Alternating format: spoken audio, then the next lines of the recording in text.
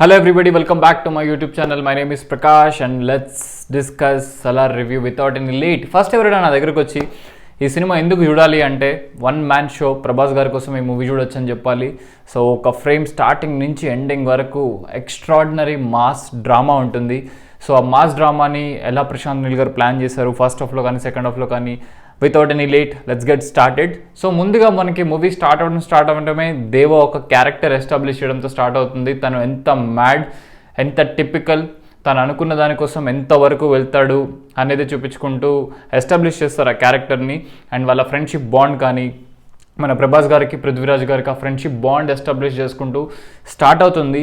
And first of కొంచెం మనం wait చేస్తాం, తొందరగా స్టార్ట్ చేయండి, ఇంకా స్టోరీలోకి ఇన్వాల్వ్ చేయండి అని. ఎందుకంటే ఫస్ట్ హాఫ్లో మనకి చాలా కట్స్ వస్తూ ఉంటాయి, ఒక కట్ వస్తుంది, మళ్ళీ మనం వేరే ప్లాట్కి వెళ్తాం, మళ్ళీ వేరే ప్లాట్కి వస్తాం. సో స్టోరీ అనేది తొందరగా స్టార్ట్ అవ్వదు, ఫస్ట్ హాఫ్ కొంచెం స్లో ఉంటుంది. అండ్ శృతి హాసన్ ఎపిసోడ్స్ ఉన్నాయి తెలిసిందే, వాటి వల్ల కూడా మనకి స్టోరీ కొంచెం మెల్లగా వెళ్తుందా అనిపిస్తుంది. ఈశ్వరీరావు గారు కనిపించడం, శృతి హాసన్ గారు కనిపించడం కొంచెం మెల్లగా అవుతుంది. అండ్ ఫస్ట్ హాఫ్లో ఒక్క యాక్షన్ సీక్వెన్స్ అన్న తొందరగా వస్తుందో అని ఎక్స్పెక్ట్ చేశాను. అండ్ ఆ గెటప్స్ కనిపిస్తున్నాయి బట్ యాక్షన్ సీక్వెన్స్ కనిపించట్లేదు.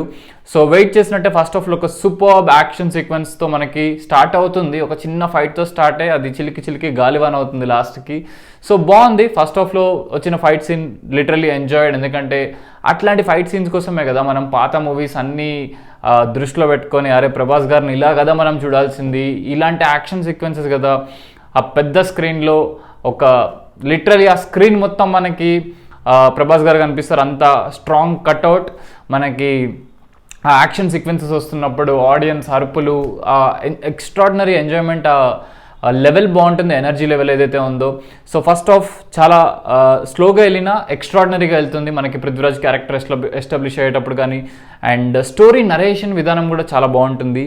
And tools and Prabhas getup, Prabhas costumes చాలా బాగా డిజైన్ చేశారు. అండ్ ప్రభాస్ కనిపించే విధానం కూడా చాలా బాగుంది. ఎందుకంటే అందరూ ప్రభాస్ ఫైట్స్ చేశారు, అది చేశారని మాట్లాడుతున్నారు కానీ కాస్ట్యూమ్స్ చాలా బాగున్నాయి. నేను ఎక్కువ ప్రభాస్ గారి కాస్ట్యూమ్స్ని గమనిస్తున్నా. ప్రభాస్ గారి కాస్ట్యూమ్స్ ఏవైతే ఉన్నాయో, ఆయన ఉన్న వర్క్ ప్లేస్లో ఆయన ఎలాంటివి వాడారు, చాలా మైక్రో డీటెయిల్స్లో చాలా బాగుంటాయి. మనం అవి కరెక్ట్గా చూస్తే వెహికల్స్ కానీ ఆర్ట్ డిపార్ట్మెంట్ కూడా చాలా బాగా వర్క్ చేసింది మూవీ కోసం. ఫస్ట్ హాఫ్లో ఆ ఎలిమెంట్స్ అన్ని క్లియర్గా కనిపిస్తాయి.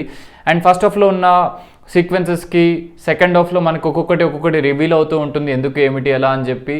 అండ్ సెకండ్ హాఫ్ ఎంటర్ అయ్యే ప్రాసెస్ సూపర్గా ఉంటుంది. ఎప్పుడైతే మన ప్రభాస్ ఆ ఏరియాకి కాన్సార్ అనే ఏరియాకి ఎంట్రీ ఇచ్చి ఏం జరుగుతుంది అనేది సెకండ్ హాఫ్లో ది బెస్ట్గా ప్రజెంట్ చేశారని చెప్పాలి. అండ్ ట్రైలర్లో చూపించిన యాక్షన్ సీక్వెన్సెస్ వాటికి తగ్గట్టు మెయిన్ ఆన్ స్క్రీన్ మీద ఎందుకు యాక్షన్ సీక్వెన్సెస్ వచ్చే వాటికి ఎమోషన్ ఎలా ఉంది, చాలా బాగుంది. ఆ క్వశ్చన్స్ అన్నిటికీ మెయిన్ పర్ఫెక్ట్ ఆన్సర్ ఇచ్చారు మూవీలో. సెకండ్ హాఫ్లో కొన్ని ఫైట్స్ ఉంటాయి, అవి ఎక్స్ట్రాడినరీ అని చెప్పాలి. మనకి ట్రైలర్లో కనిపించే ఫైట్ సీన్స్ ఏవైతే ఉన్నాయో అందులో సెకండ్ హాఫ్లో వచ్చే ది బెస్ట్ ఫైట్ సీన్ ఒకటి ఉంది, ఒక ఆల్మోస్ట్ 5 minutes వరకు ఉంటుంది ఆ fight scene. And actors performance కూడా జగపతి బాబు గారికి ఇచ్చిన రోల్లో ఆయన బాగానే చేశారు. అండ్ ప్రభాస్ గారి రోల్ అయితే అసలు చాలా సైలెంట్గా, చాలా సెటిల్డ్గా, అండ్ దానికి తగ్గట్టే డ్రామా యాక్షన్ ఉన్నప్పుడు యాక్షన్ నీట్గా ఉంటుంది. సెకండ్ హాఫ్లో మనకి ఎక్కువ టైం అంతా డ్రామా ఎస్టాబ్లిష్ చేయడానికే జరుగుతుంది. మనం కైండ్ ఆఫ్ చూసామా అనిపిస్తుంది ఒక యుగాని కుక్కడ్లో కానీ, లేకపోతే కొన్ని మూవీస్ ఉన్నాయి వాటికి కొన్ని రిఫరెన్సెస్ తగులుతాయి బట్ డ్రామా మెయిన్ ఉంటుంది సెకండ్ హాఫ్లో. ఆ క్యారెక్టర్స్ ఎస్టాబ్లిష్ చేయడం కానీ, కాన్సార్లో ఇంతమంది క్యారెక్టర్స్ ఉంటారు, వాళ్ళు ఈ డ్రామా ప్లే చేస్తూ ఉంటారు, ఒక క్యారెక్టర్ మైండ్ సెట్ ఇది, ఇంకో క్యారెక్టర్ మైండ్ సెట్ ఇది. సో అలా ఉంటుంది బట్ కొంచెం అటు నరేషన్ ఫాస్ట్ వెళ్ళిపోయిందో అనిపిస్తుంది నాకు. కాన్సార్ క్యారెక్టర్స్ ఎస్టాబ్లిష్ చేస్తున్నప్పుడు ఈ స్పెసిఫిక్ క్యారెక్టర్, ఈ బిహేవియర్ అది మనకి డీటెయిలింగ్ ఉండదు బట్ ఫ్లోలో చూసుకుంటూ వెళ్ళిపోవాలి ఏ క్యారెక్టర్ ఎలా బిహేవ్ చేస్తుంది అని చెప్పి. అండ్ ఆ అన్ని క్యారెక్టర్స్ని మన సలార్ ఎట్లా హ్యాండిల్ చేశాడు, వాళ్ళందరికీ ఎలా చుక్కలు చూపించాడు అనేది క్లైమాక్స్లో ఎండ్ అవుతుంది.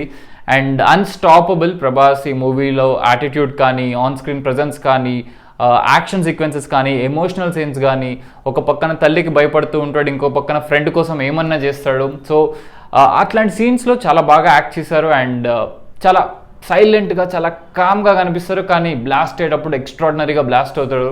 సో ఇది. And music, honestly speaking music disappoint చేసిందబ్బా.